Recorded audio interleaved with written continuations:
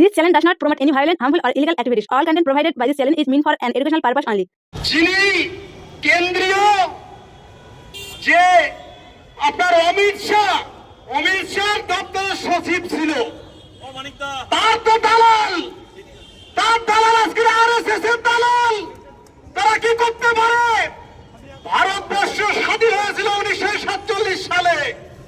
1947 সালের পরে ব্রিটিশরা বিদায় নেওয়ার পরেও ব্রিটিশদের একটা দালালকে এই ভারতবর্ষে রেখে গিয়েছে। তারা কারা? তারা আরএসএস, সাভারকার, নাথুরাম গোডস আর তাদের বংশ, ওই নরেন্দ্র মোদী, অমিত শাহ, আর এই তাদের বংশ।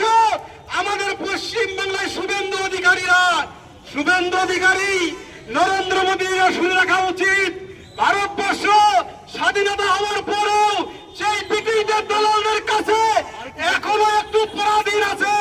তাই এই ভারতবর্ষ আমাদের নতুন করে এই আরএসএস এর কাছ থেকে, ব্রিটিশের দালালের কাছ থেকে স্বাধীনতা অর্জন করার প্রয়োজন পড়েছে।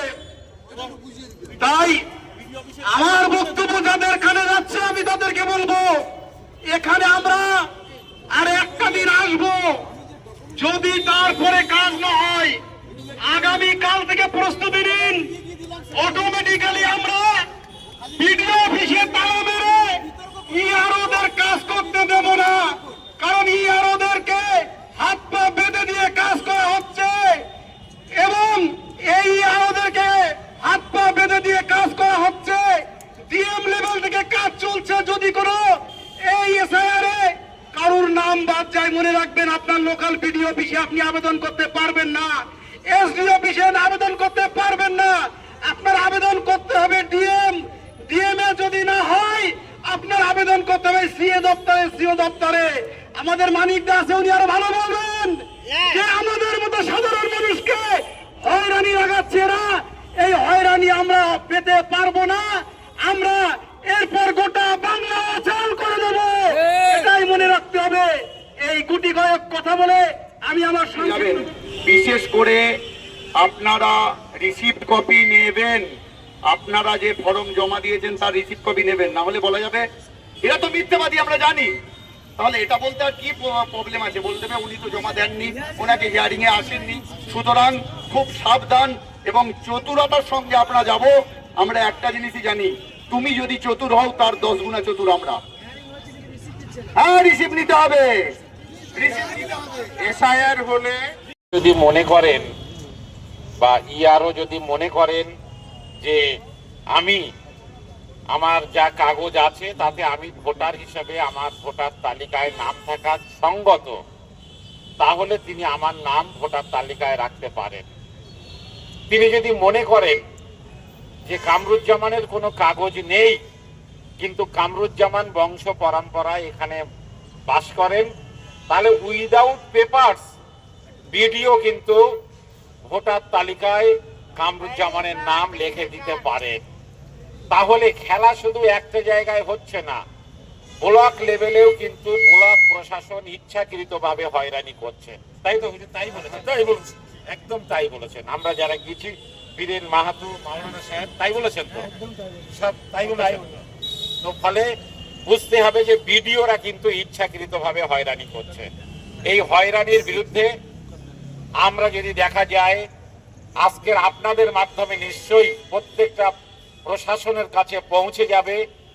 এরপরে যদি না, আগামীকাল যদি বিডিওরা ভালো ব্যবহার না করে, তাহলে পরশুদিন আমরা সন্ধ্যাবেলা বসবো, দিনের বেলা নয়, বসে আমরা কিন্তু নির্দিষ্ট করব যে বিডিও অফিসে 22 তারিখে থেকে 23 তারিখ থেকে বিডিও অফিস কিভাবে ঘেরাও হবে।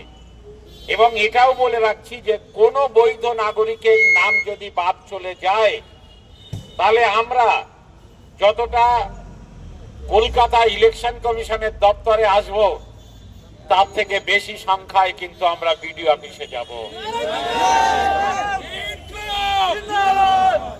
বিডিওরা কিন্তু সাধারণ মানুষকে হয়রানি করছে। এটা যদি চ্যালেঞ্জ করতে চান, তাহলে সংশ্লিষ্ট ব্লকের বিডিওকে কিন্তু আমরা নির্বাচন কমিশনে নিয়ে আসবো, এটাও কিন্তু তাকে জানতে হবে, তাকে আসতে। এটাও কিন্তু জেনে রাখছি যে শুধু সাধারণ মানুষকে নাম যদি ইচ্ছাকৃতভাবে ভিডিওরা বাদ দেন, ভোটার ফাইনাল তালিকা ভোটার লিস্ট বেরিয়ে যাওয়ার পরেও কিন্তু ভিডিওর পদে ভিডিওকে থাকতে হবে। গণতান্ত্রিক লড়াই কিন্তু সেদিনও হবে, জেনে রাখবেন। ফিরে এসে নির্বাচন কমিশন কিন্তু সাধারণ মানুষকে হেনস্থা করার জন্যে লজিক্যাল ডিসক্রিপেন্সি নামে এই যে অযৌক্তিক যুক্তি খাড়া করছে, এটা নিয়ে যিনি অ্যাডিশনাল সিইও ছিলেন তিনি আমাদের সঙ্গে সম্পূর্ণভাবে একমত। এবং দেখা গিয়েছে যে এইটা সরলীকরণ করার জন্য আজকের সর্বোচ্চ আদালত সুপ্রিম কোর্ট মাধ্যমিকের অ্যাডমিটকে গ্রহণ করেছেন এবং অন্যান্য কিছু সরলীকরণ করেছেন। আমরা আরও কিছু সরলীকরণ করার দাবি রেখেছি। নোটিশ মানুষের বাড়ি যাচ্ছে, তারা অবশ্যই নোটিশে অংশ নিক, কিন্তু বিডিওদের হাতে, ব্লক প্রশাসনের হাতে মূল ক্ষমতাটা আছে। এটা কিন্তু নির্বাচন কমিশন থেকে আজকে স্পষ্টভাবে বলেছেন। ব্লক প্রশাসন যদি মনে করেন কাগজ ভেরিফিকেশন ছাড়াই কারো ইলেকশনের তালিকায় নাম তুলে দেবেন, ভোটার তালিকায়, তারা দিতে পারেন। কিন্তু ব্লক প্রশাসন এটাকে মিসগাইড করছেন সাধারণ মানুষকে। আমরা এবার 24 ঘন্টার মধ্যে নির্বাচন কমিশন যদি নোটিশ পাঠানো বন্ধ না করে এবং এই সাধারণ মানুষকে হেনস্থা না করা বন্ধ না করে, তাহলে কিন্তু আমরা 48 ঘন্টা পরে নতুন আন্দোলন করার ডাক দেব। নির্বাচন কমিশন তার ওয়াদা খিলাফ করছে। 2002 সালে বা তার নাম থাকলে, তার বাবার নাম থাকলে তার কোনো প্রবলেম ছিল না, কিন্তু আজকের একের পর এক সব নথিগুলোকে তারা খারিজ করছে। ইভেন মাধ্যমিকের অ্যাডমিট কার্ডকেও তারা খারিজ করছে। কিন্তু আজকের আমরা এখানে ডেপুটেশন দেওয়ার পরে যেটা বুঝতে পারলাম যে ব্লক লেভেল অফিসার, বিডিও এবং এআরও যদি মনে করে যে একজন নাগরিক তার কোনো কাগজপত্র শো করাতে পারছে না কিন্তু সে এখানকার নাগরিক, তাহলে তার ইলেকশনের লিস্টে নাম তুলতে পারে এবং এটা সহজ পন্থা। কিন্তু ব্লক লেভেল এটাকে আরও কঠিন করে মানুষকে হয়রানির শিকার করাচ্ছে বলেই আমাদের মনে হলো। যতদিন না হলে ততদিন কি আন্দোলন চালাবেন? আমরা দোষ নেই না, দোষ তো গোড়ায় থেকে হচ্ছে, দিল্লি থেকে হচ্ছে। ফলে আমরা বলেছি এটাকে সহজ বা সরলীকরণ করতে আগামী দিনে ভিডিও থেকে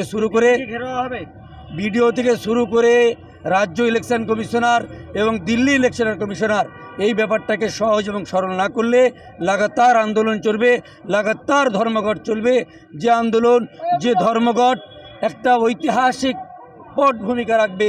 এটা অস্তিত্ব লড়াইয়ের আন্দোলন, টিকে থাকার আন্দোলন, বেঁচে থাকার আন্দোলন।